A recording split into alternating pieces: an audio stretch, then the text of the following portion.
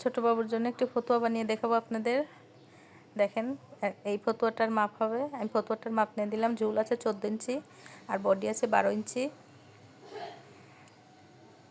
এখানে আমি ঝুল নেব 16 ইঞ্চি, যেহেতু ওটা 14 ইঞ্চি আছে সেলাইয়ের জন্য রাখা লাগবে, এই জন্য 16 ইঞ্চি ঝুল নিয়ে নিচ্ছি।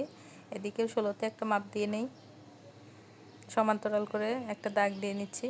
আপনারা স্কেল দিয়ে দাগ দিয়ে নেবেন। এখানে সমান্তরাল করে দাগ দিয়ে নিচ্ছি, নিচে একটু বাঁকা আছে ওটা কেটে ফেলে দেব। ওকে, গলার চড়াও নিচ্ছি। গলার চড়াটা 1.5 ইঞ্চি নিলাম।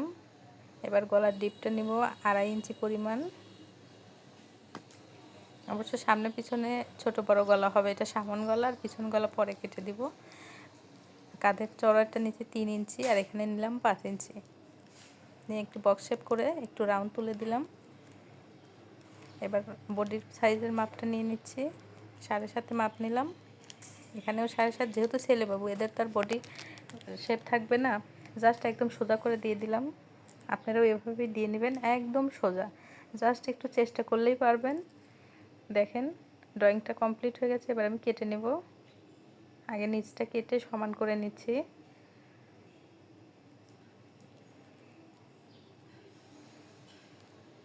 এবার উপরটা কেটে নেব, দেখতে থাকেন আপনারা, চেষ্টা করলে সবই পারবেন।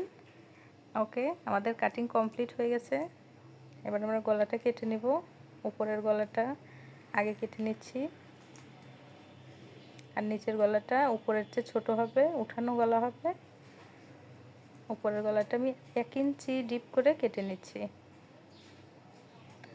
ওকে, আমাদের গলা কাটা কমপ্লিট হয়ে গেছে। এবার আমরা বুতামের জন্য একটু ফাড়ার দাগ দিয়ে নিচ্ছি। আমরা 3 ইঞ্চিতে একটা ফাড়া রাখবো, ওখানে বুতাম বসাবো। ওকে, এখানে একটা ফেরে সিস্টেম করে নিলাম। ওকে, দেখেন ফতুয়াটা ছড়িয়ে দেখাচ্ছি। অবশ্যই 1 ইঞ্চি 1 ইঞ্চি করে সেলাই যাবে, সেলাই গেলে ফতুয়াটা ঠিকঠাক মাপে আসবে।